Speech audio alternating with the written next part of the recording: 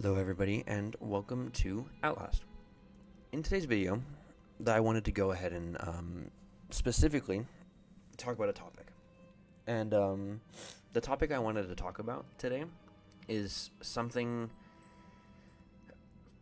I feel like is personally frustrating to me because it is, with the utmost respect to Outlast, the game, that I say it is disappointing in its ending. Because this is a phenomenal game. Let me first of all put it that way. But I guess in a way it's just frustrating how the game ends, in a sense that the game has such a good build-up. It has so much tension, it has great scares, it has so many cool moments. And ultimately, it feels ruined by its ending. Not in a sense that it's ruined like the game's terrible, it's just you go through the whole game for the game beforehand, and then once you get to the ending, you kind of just shrug it off. And that, I guess, that's how I feel I go through the game. And it's just something that is incredibly frustrating because this is a phenomenal game. And I don't want to shrug off its ending. But it's just so irritating that you go through this game, and then once you get to the end, you have this problem of it being too simple, I guess. What I'm going to go ahead and do is I'm going to go ahead and cheat my way through the game a little bit, and I'm going to go ahead and speedrun, do my little cheating strategy to get to the end of the game so I can have that recorded and I can show you the ending. Because I want you to see what happens. I want you to see the ending so you guys can, I guess, understand and grasp the severity of how frustrating it is to me. So I'll see you in a moment. Alright, so now that we're back in the game, I'm going to go ahead and do like a little brief segment in between where I explain to you guys how to do the speedrun in case you haven't seen it. It has been a while since I've attempted it, so I'm not sure entirely if I'm going to be able to do it right. But if not, we will see. So you're going to want to put, I think it's here. You want to try and jump and land on this bush. Alright, so I made the jump. It did take a couple tries, I'm not going to lie. It took a while. But what you're going to want to do now is I think it's aim over here, and then you're going to want to sprint and jump off. And you should get that saving prompt, and instead of dying, or at least if you do die, because I'm pretty sure that's what happens, it does automatically save you in the basement right after you get down from the elevator. So now that we're here, we're going to have to run through the rest of the game.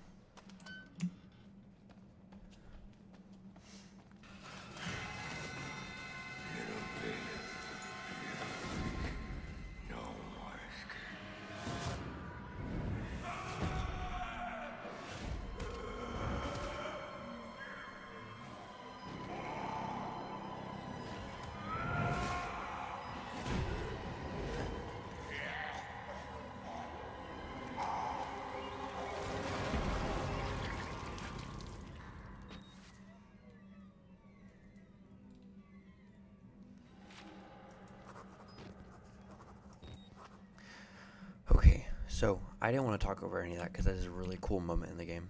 And I didn't want to, I guess, overdo it, but, and then you have this section. I know.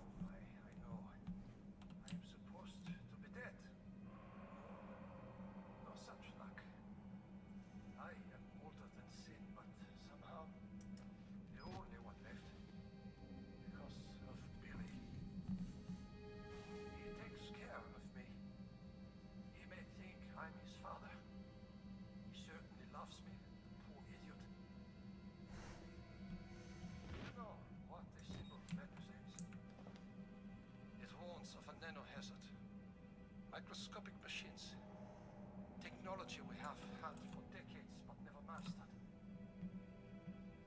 Murkoff discovered in my research a workaround. Turning the cells in the human body into nanofactories. It's the natural function of cells to produce molecules. But through psychosomatic direction, we engineered the precise molecules necessary. Mind over body. It was foolish and wrong to think we could control it. To use madmen to make something so strong. You have to stop him to murder Billy. Turn off his life support, his anesthesia. You have to undo what I've done. No one can get out of this place while he lives. You must kill him.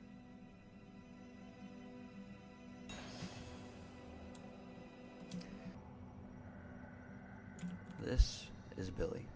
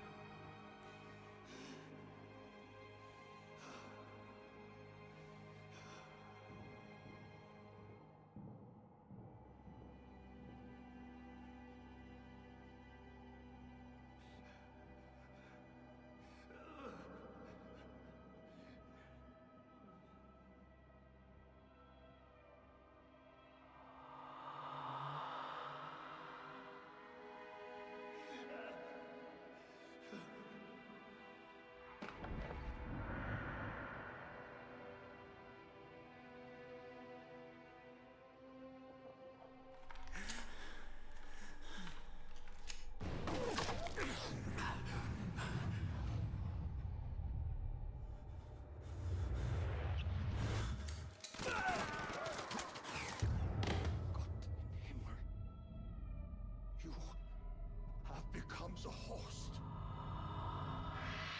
Jesus God, what is that thing?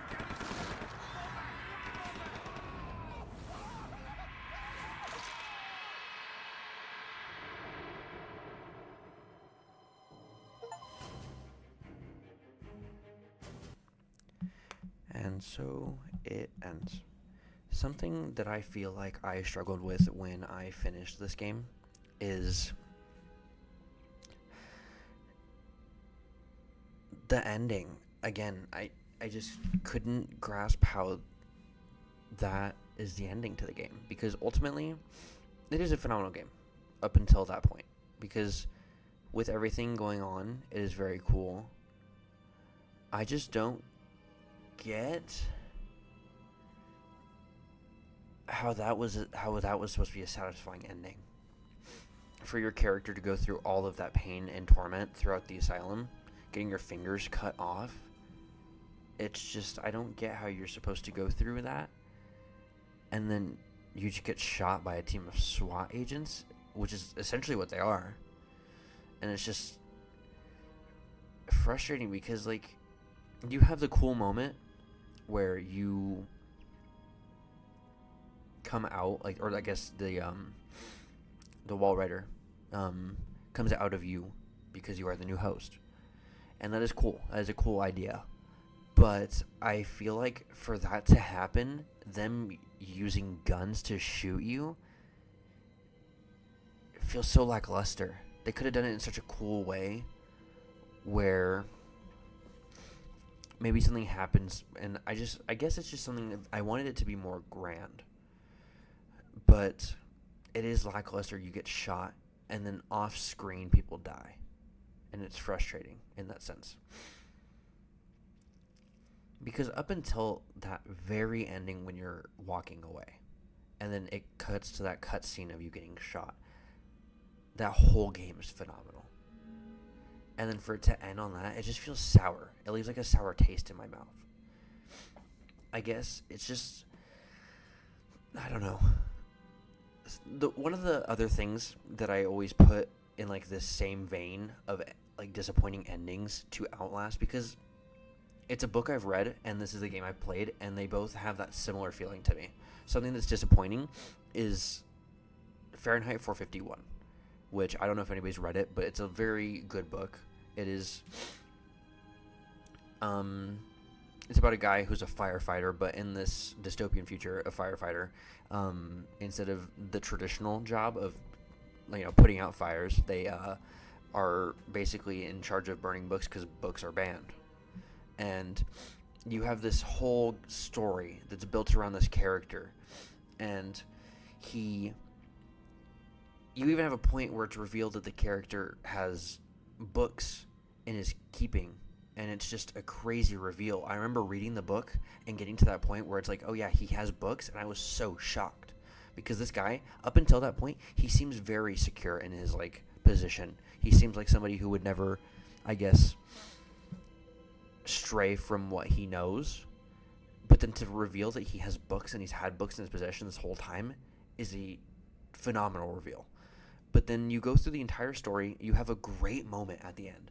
There's a phenomenal moment where, I keep saying phenomenal, but there's a great moment at the ending of the book, where he's being chased down because he kills his captain. He kills whatever that robot thing is. I don't remember what it's called. I think it's the Hound, which, like, just with, like, to visualize the Hound with the description you're given, horrifying. But he kills the captain, defeats the Hound, and then he's on the run.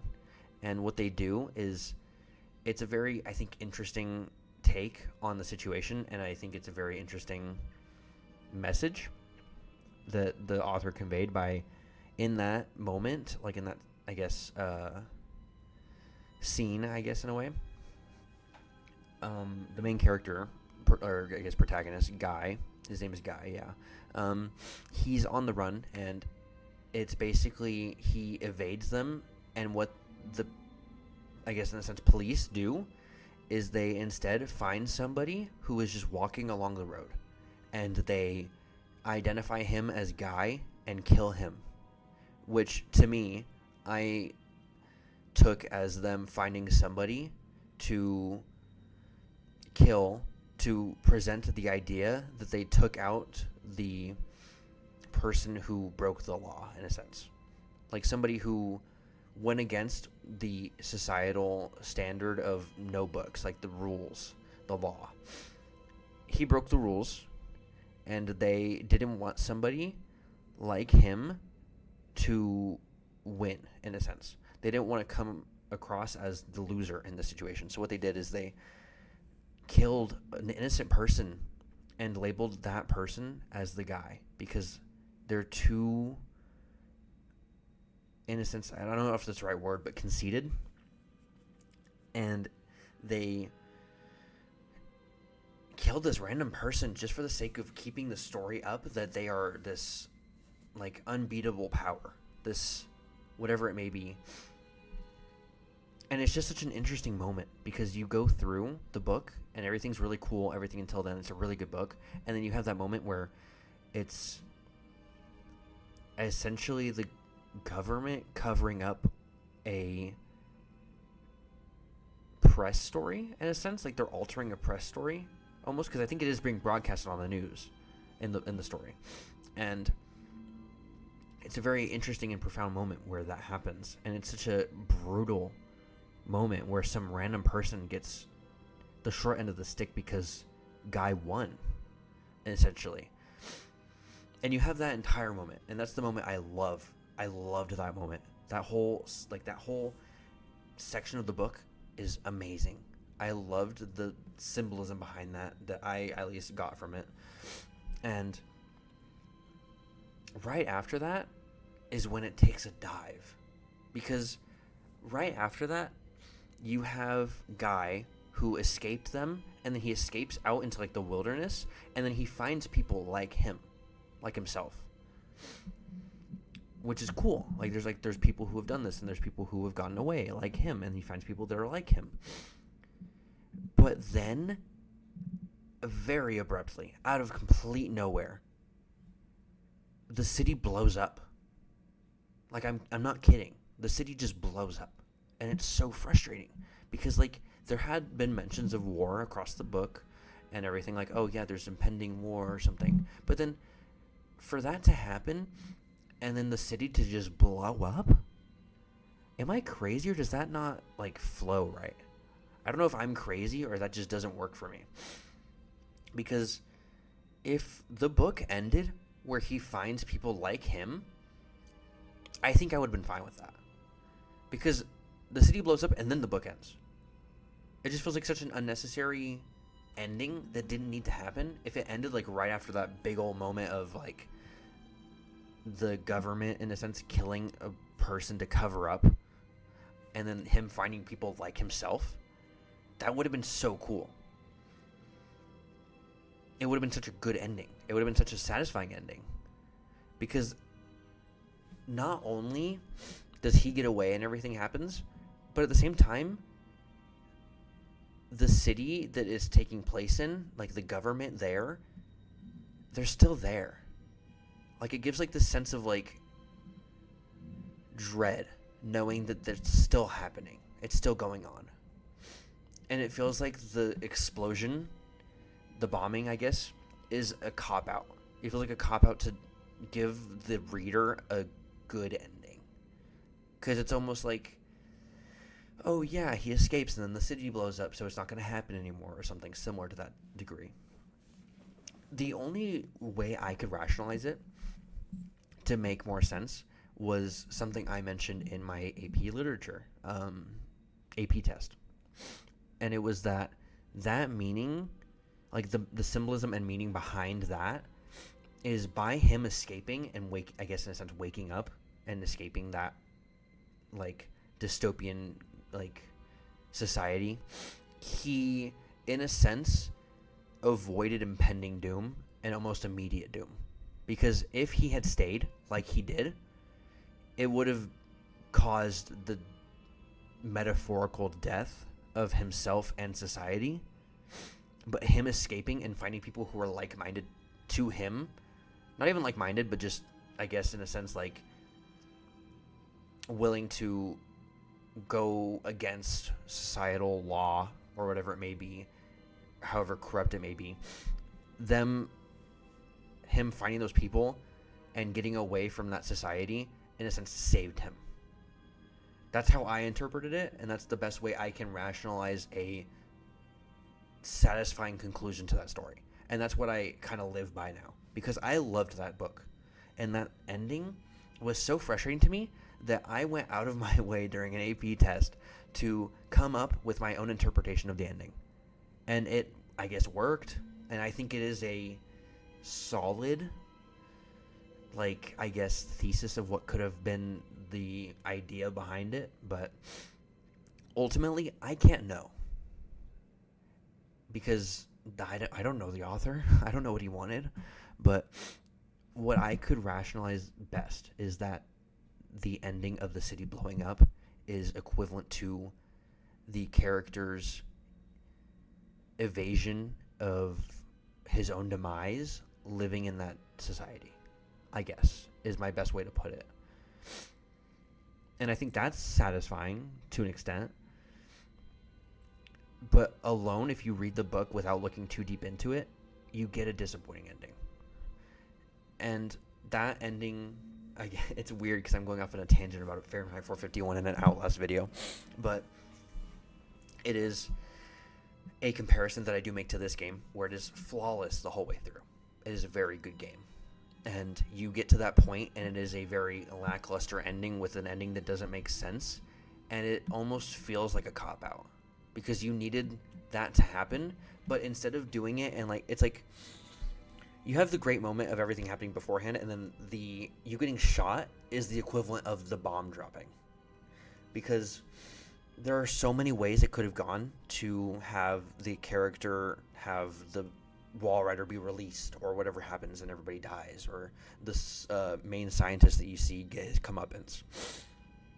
But instead, you just get shot, and it feels like such a cop-out. It feels like such a lackluster ending to the game, and it's so frustrating to me, because in a sense both mediums have their own story that they're trying to tell, and regardless of the story they tell, the ending does disappoint me.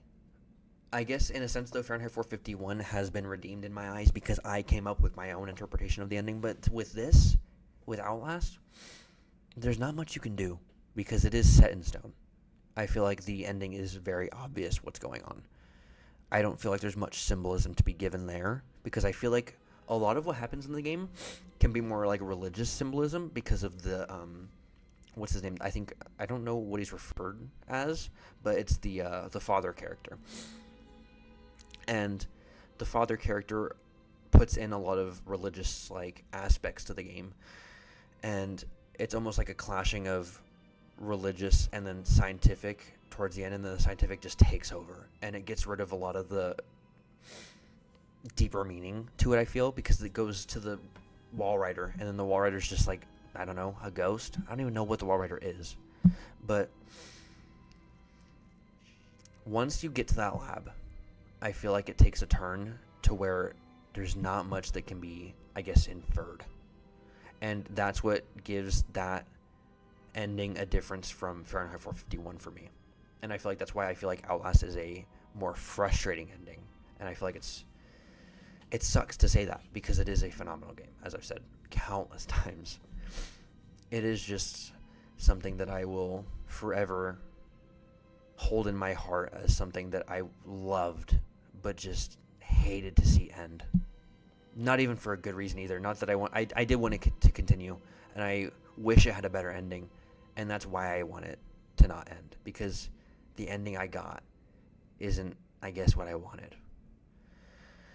But ultimately, I understand that with that sour note, maybe the ending to this video is not what a lot of people wanted, and I am sorry for that, but ultimately, both mediums of Fahrenheit 451 and Outlast are phenomenal, and I know it's a weird combination of topics, but it is something that I personally am very passionate about, and there are other things that I'm passionate about, and maybe I will make videos similar to this, and I would love to, because that is something that I'm interested in.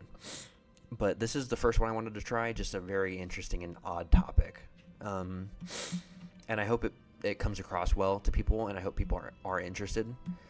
But in the meantime, until another one of these comes out, or maybe if it's another gameplay video next, I just hope that you enjoyed, and I hope that you enjoy the next one too.